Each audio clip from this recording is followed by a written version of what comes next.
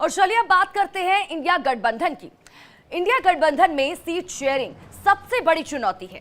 TMC ने बंगाल में सभी सीटों पर चुनाव लड़ने का मन बना लिया है, तो वहीं कांग्रेस को दूर रख अखिलेश और जयंत ने यूपी में सीटों का बंटवारा कर लिया है। बिहार से भी विपक्षी गठबंधन के लिए कोई अच्छी खबर नहीं है। ऐसे में 24 के चुनाव में किस तरह की मुश्किल में है अलायंस और कांग्रेस, इस रिपोर्ट में आपको दिखाते हैं।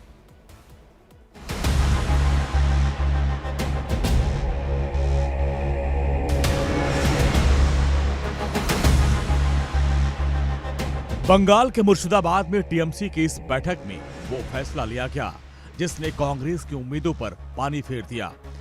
इंडिया गठबंधन के आने वाले कल पर भी सवाल खड़े कर दिए। पश्चिम बंगाल टीएमसी लोकसभा की सभी 42 सीटों पर अपने उम्मीदवारों को उतारने के मूड में है। अगर कांग्रेस को सीट देनी पड़ी तो टीएमसी सिर्फ 2 सीट छोड़ने को तैयार दिख रही है, यानी राज्य की 40 सीटों पर टीएमसी अकेले चुनाव लड़ेगी। ममता मुर्शिदाबाद की बहरामपुर सीट से अपना उम्मीदवार उतारना चाह रही हैं और जहां से कांग्रेस नेता अधीर रंजन चौधरी सांसद हैं। तो क्या कांग्रेस टीएमसी की 2 सीटों वाले ऑफर पर राजी हो जाएगी? इसकी उम्मीद बेहद कम है। अधीर रंजन चौधरी पहले से ही ममता पर फायर करते रहते हैं।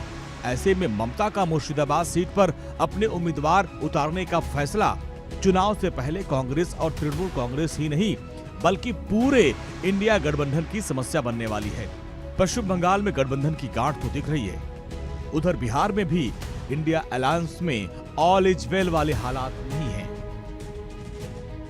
अखिलेश जयंत में बनी बात, कांग्रेस दरकिनार। समाजवादी पार्टी और आरएलडी ने यूपी में सीटों का बंटवारा कर लिया है और इस फैसले में कांग्रेस की कोई भूमिका नहीं। यानी बंगाल के साथ साथ उत्तर प्रदेश में भी इंडी गठबंधन के भीतर कांग्रेस को दरकिनार किया गया, क्योंकि अखिलेश और जयंत के बीच जो कल बैठक हुई उसमें दोनों ने सीट शेयरिंग का फॉर्मूला तय कर लिया है और जिसके मुताबिक आरएलडी को लोकसभा की 7 सीट देने का फैसला किया गया है। जयंत के आरएलडी को मिलने वाली सीटों में बागपत, मथुरा, मुजफ्फरनगर, बिजनौर, मेरठ, अमरोहा और कैराना है। उधर समाजवादी पार्टी और कांग्रेस के बीच अब तक 3 दौर की बैठकें हो चुकी हैं, लेकिन सीट शेयरिंग का फॉर्मूला फाइनल नहीं हुआ। ऊपर से जिस तरह अखिलेश और जयंत ने एक दूसरे के बीच सीटों का बंटवारा किया, वो कांग्रेस और समाजवादी पार्टी के रिश्तों में खटास को और बढ़ाएगा।